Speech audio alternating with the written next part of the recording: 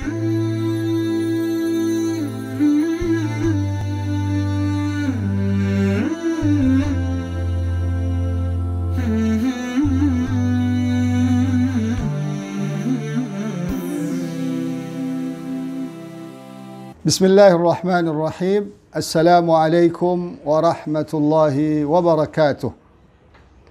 Alhamdulillahi rabbil alamin.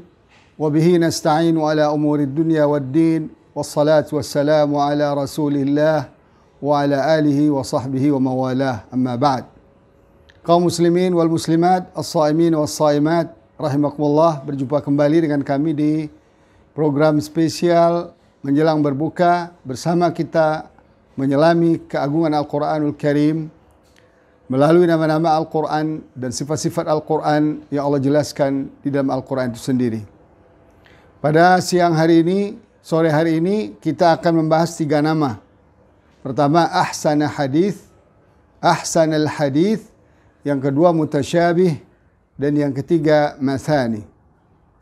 Kaum muslimin rahimakumullah, kenapa kita bahas 3 ini? Karena 3 ini terdapat dalam satu ayat dan saling terkait antara satu dengan yang lain.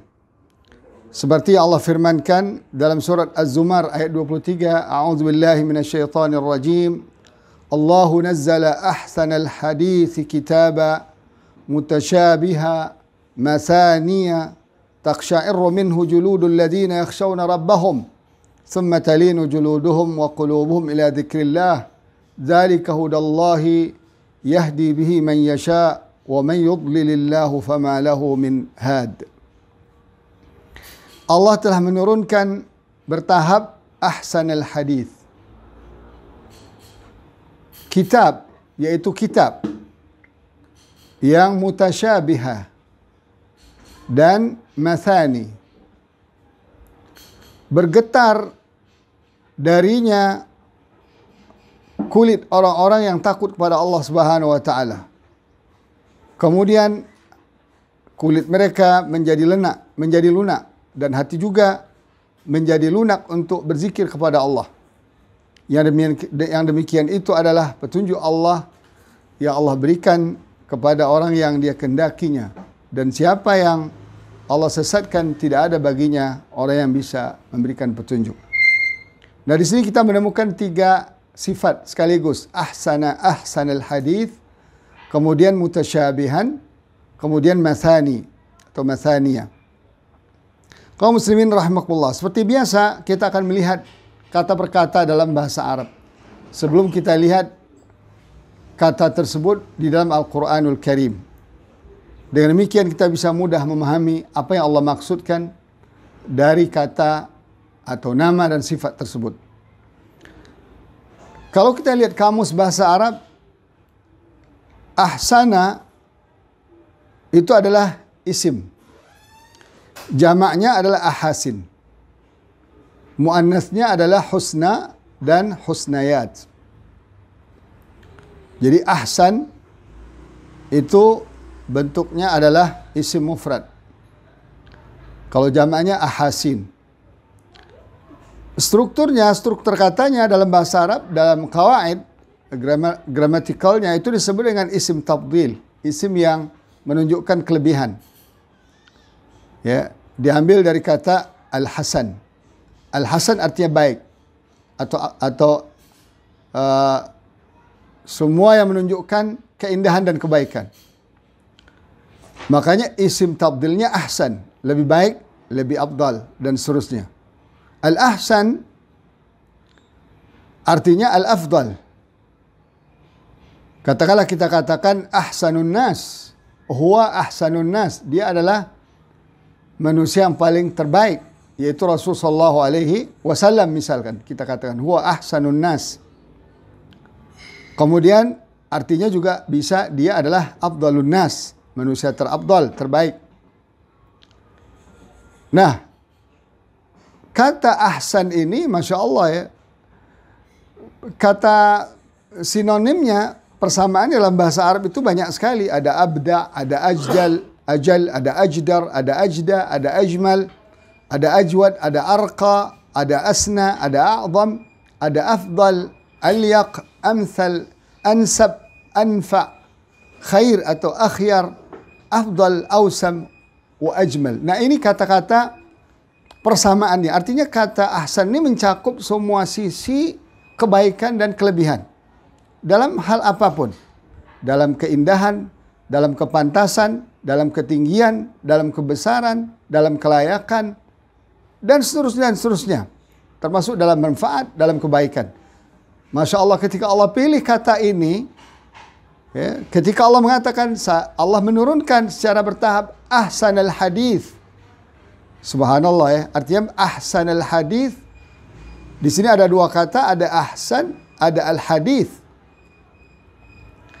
Ya, jadi memang Al-Quran ini luar biasa, keindahan, kelebihan, keutamaan, keabdalan, kebesaran, keagungan, kepantasan, dan kemanfaatan, kebaikan lebih dari segala-galanya. Lalu apa yang ahsan? Sini Allah katakan ahsanal hadith. Dua kata. Yaitu hadith. Ya. Makanya kata hadith ini nanti kita jelaskan. Dia bermakna dua. Ya.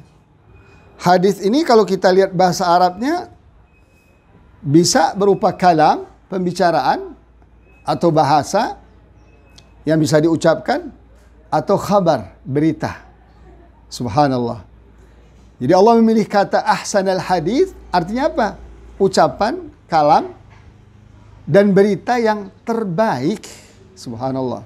Berita yang terabdal, berita yang terakurat, berita yang terbenar, berita yang terindah, berita yang terpantas, berita yang semua mengandung makna kebaikan.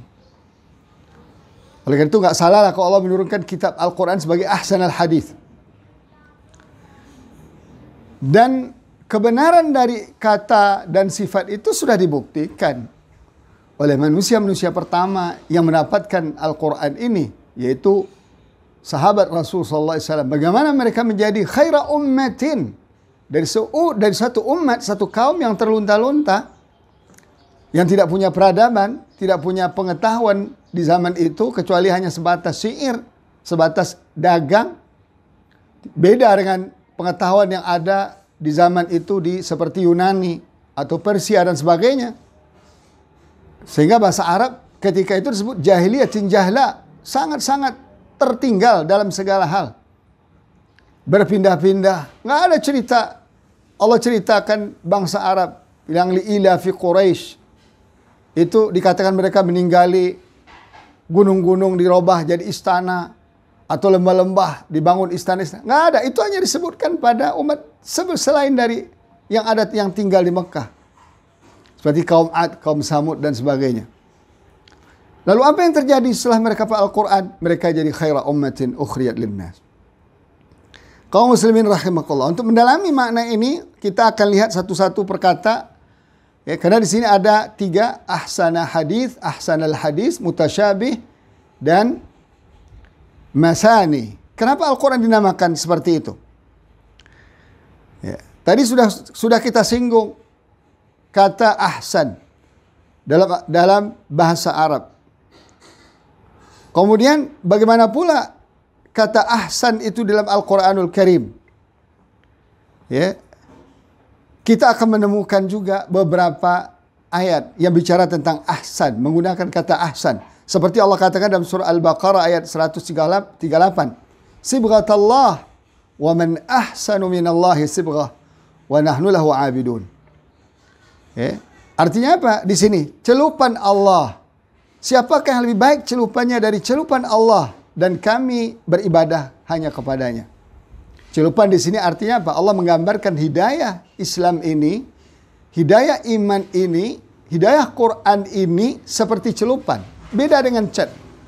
Kalau cat itu hanya bisa mewarnai luar saja. Tapi kalau celupan, dia mewarnai sampai ke dalam. Seperti, makanya Allah katakan, celupan Al-Quran ini, celupan hidayah terhadap manusia ini, celupan iman itu, karena sebelumnya Allah bicara tentang masalah hidayah. Hidayah ini bisa Islam, bisa Quran. Celupan seperti orang mencelup kain putih dengan warna yang dia inginkan. Dia ingin warna merah, dia kasih warna merah. Dia celup, jadi. Ternyata warna itu masuk ke dalam pori-pori bahan yang dicelup itu. Sampai ke dalam-dalamnya. Dan tercerminkan, terekspresikan keluarnya. Subhanallah. Maka Allah pakai kata sibghah, celupan. Jadi celupan hidayah Allah melalui Al-Quran ini, melalui iman yang Allah berikan, yang Allah hadiahkan, ya, melalui Islam yang Allah turunkan, benar-benar bisa mencelup, ya, benar-benar bisa mensibghah manusia dari dalam sampai keluar. Maka Allah katakan, siapakah yang lebih baik celupannya? Selain dari Allah. Artinya apa? Semua pemikiran, semua ideologi, kadang-kadang hanya itu bersifat luar saja, seperti komunisme umpamanya. Tidak sampai 1 abad habis. Ya, kapitalisme sekarang udah gonjang-ganjing, udah mau jatuh, udah mau hancur. Tapi Islam tetap eksis, diperangi dengan segala macam cara, tetap eksis dalam sebagian diri umat Islam sampai hari. Ini yang Rasulullah SAW berikan berita gembira kepada kita. La tazalu ta'ifatu min ummati zahirin alal haq. La yadurruhum man khalafahum aw man khadalahum. Akan selalu ada umatku, kata Rasulullah, orang yang komitmen dengan kebenaran, berjuang, ya, demi kebenaran, berdasarkan kebenaran dan untuk kebenaran, yaitu agama Allah Subhanahu wa taala. Itu dinullah. Dan itu sampai hari kiamat. Kenapa? Karena tadi celupan. Dalam Al-Quran banyak kita katakan ahsanu dinan, ya, agama siapakah yang lebih baik? Ahsanu hukman, hukum siapakah yang lebih baik selain dari hukum Allah? Ahsanu amala, perbuatan yang terbaik. Ahsanu tariqil mujadilah atau mujadalah, konsep berdebat yang terbaik. Ahsanu qawlan, ucapan yang terbaik. Ahsanu jazaan, balasan yang terbaik di akhirat nanti. Ahsanu ma unzila, ya, yang terbaik. Al-Quran ini terbaik yang Allah turunkan, lebih baik dari kitab-kitab sebelumnya. Ahsana taqwim, manusia diciptakan dalam bentuk, postur dan kerangka yang terbaik. Nah, ini semua ditemukan dalam Al-Quran. Kita tidak bahas satu persatu karena akan menghabiskan waktu yang panjang, karena waktu kita terbatas. Insya Allah dalam waktu yang lain kita akan bahas. Kemudian karena ahsanal hadis, kata hadis dalam bahasa Arab seperti yang sudah dijelaskan tadi, itu ada istilah pembicaraan, ucapan atau bahasa, kemudian ada khabar. Bagaimana dalam Al-Quran, hadis dalam Al-Quran? Kita juga akan menemukan kata hadis dalam Al-Quran, diantaranya apa?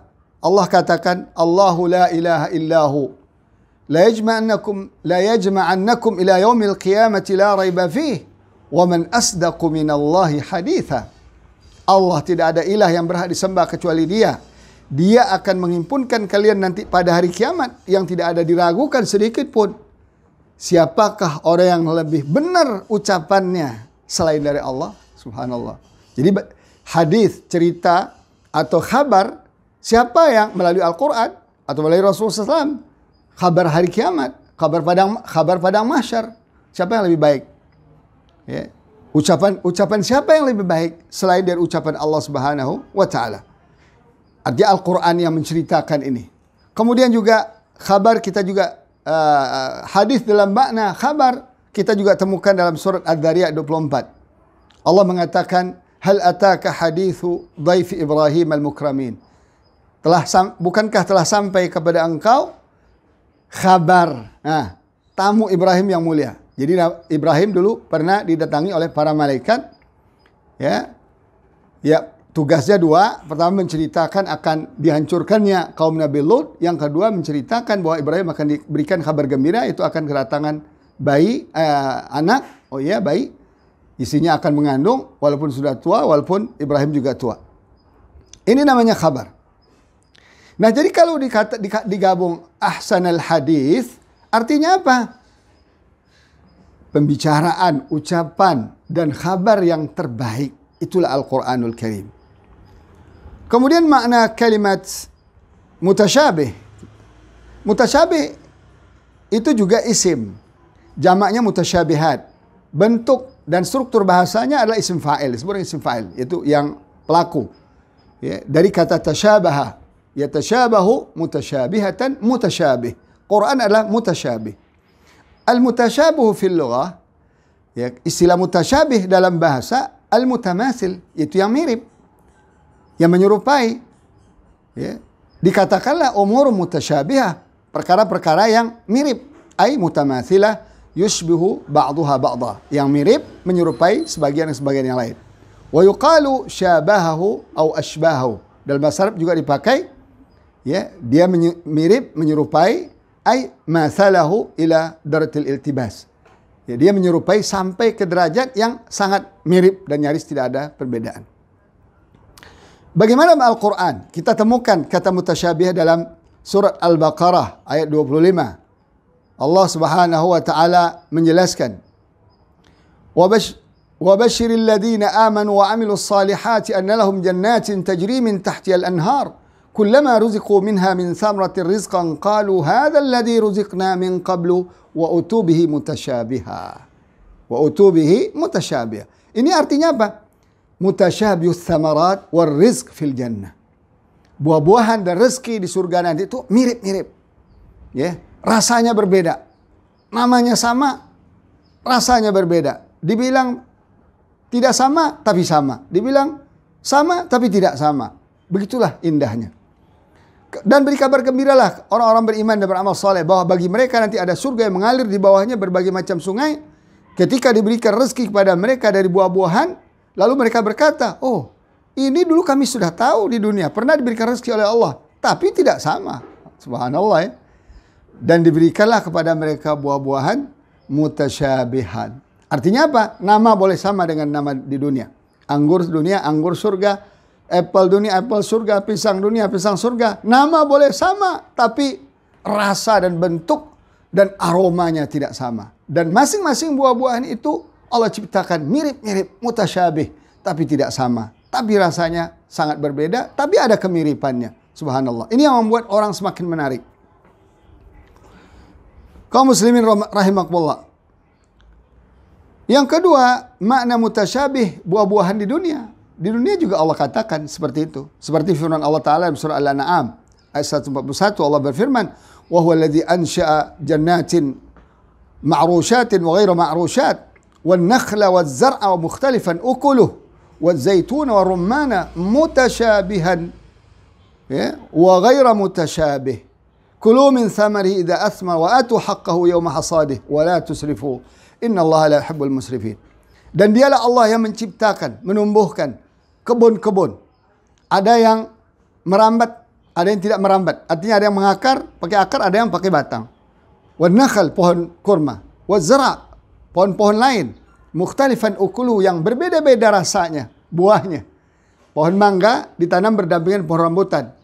Di tanah yang satu disiram oleh air yang sama. Tapi kenapa mangga melahirkan buah mangga yang berbeda buahnya dengan rambutan? Subhanallah. Ini kekuasaan Allah Subhanahu wa taala.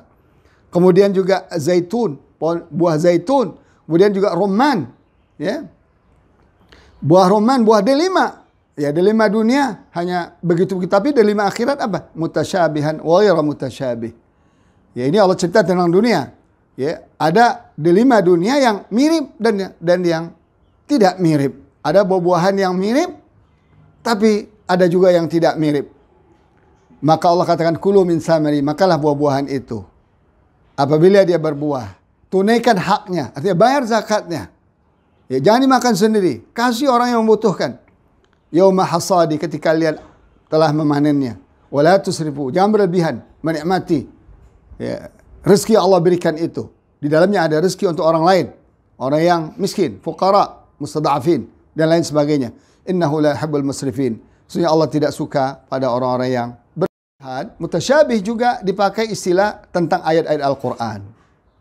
Ya, Allah katakan, ya, dalam surah Ali Imran ayat 7, "Huwallazi anzala 'alaikal kitaba minhu ayatun muhkamatun hunna ummul kitab wa ukharu mutasyabihat."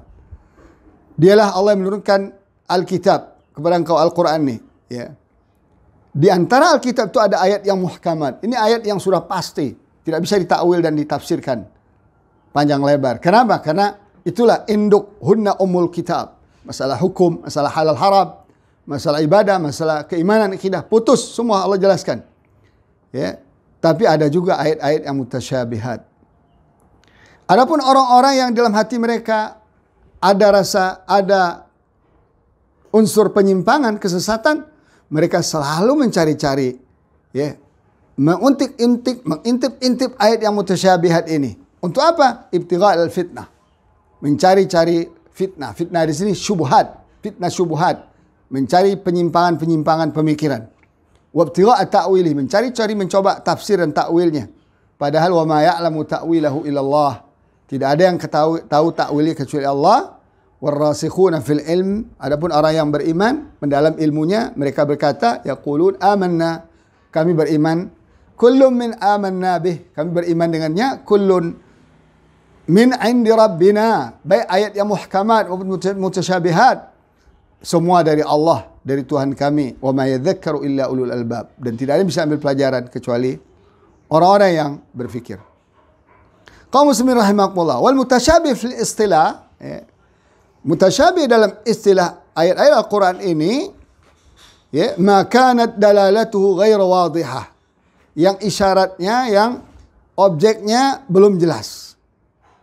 Ini menurut satu pendapat dari ulama. Wa qala ba'dhum, sebagian ulama juga berkata, al-mutasyabih ma la yastaqillu bi nafsi, yaitu kata atau kalimat yang tidak sempurna dengan sendirinya, bal yahtaju ila bayan, perlu penjelasan. Ini disebut juga dalam mutasyabih dalam Al-Quran.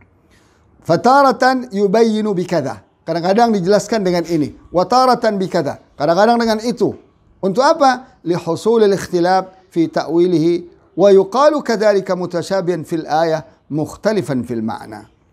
Agar mendapatkan makna penafsiran yang benar, ya, dari ayat tersebut.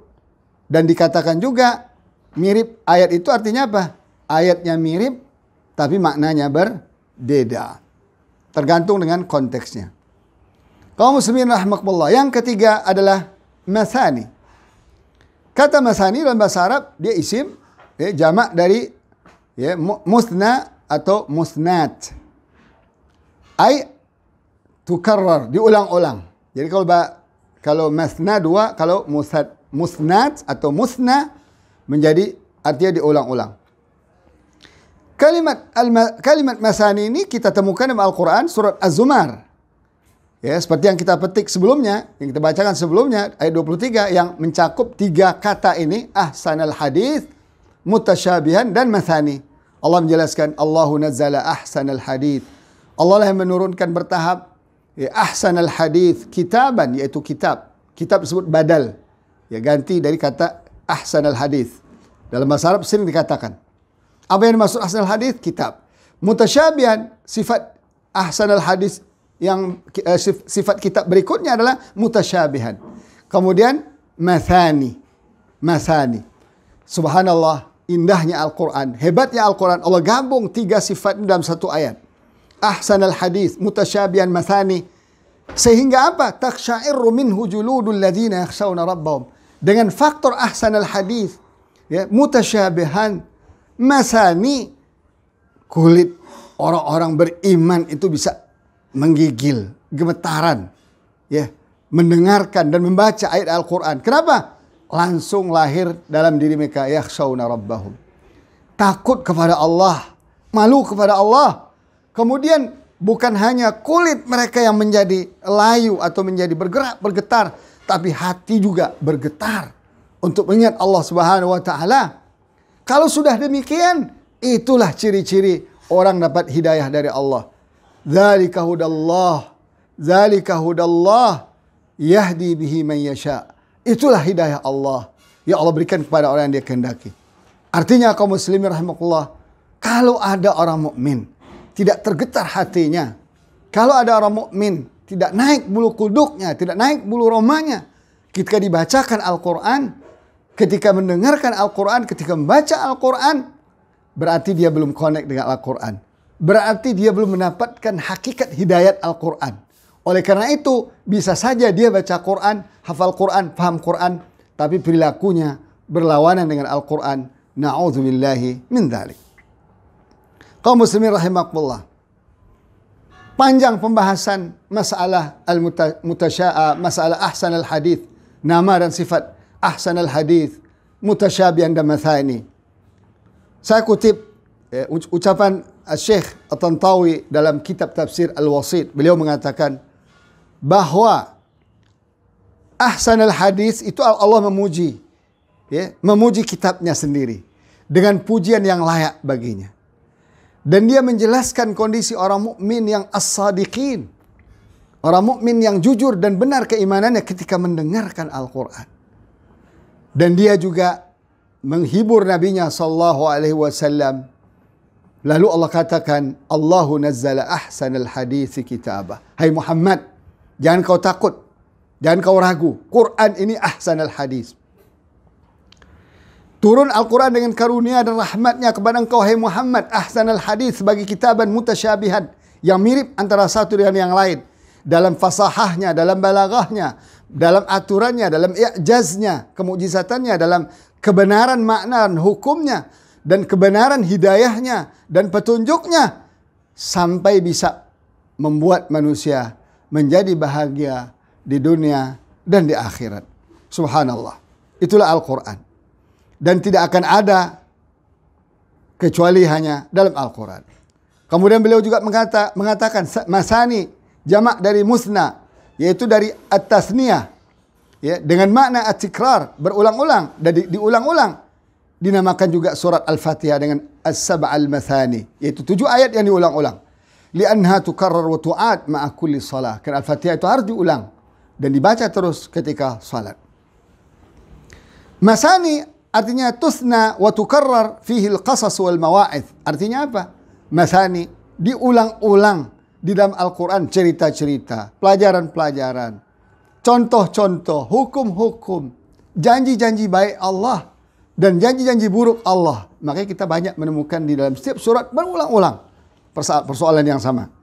Sebagaimana juga diulang-ulang dalam membacanya, dan tidak akan pernah, nah ini tanda kata kuncinya, tidak akan pernah bosan orang beriman dengan mengulang membacanya. Sebagaimana dikatakan Utsman, kalaulah hati kita bersih, kita tidak akan pernah bosan membaca dan mendengar Al-Quran berapapun banyaknya.